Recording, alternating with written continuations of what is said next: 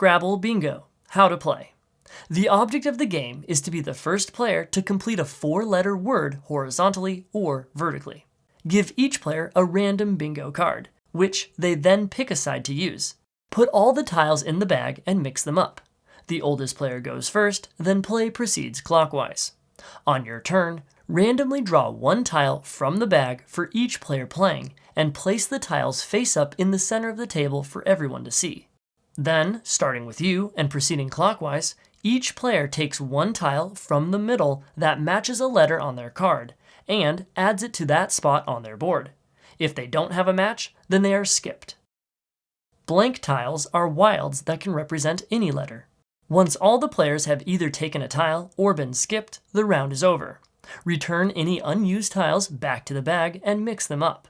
Pass the bag to the next player, and the process repeats until one player has completed a word. Then that player yells bingo and wins.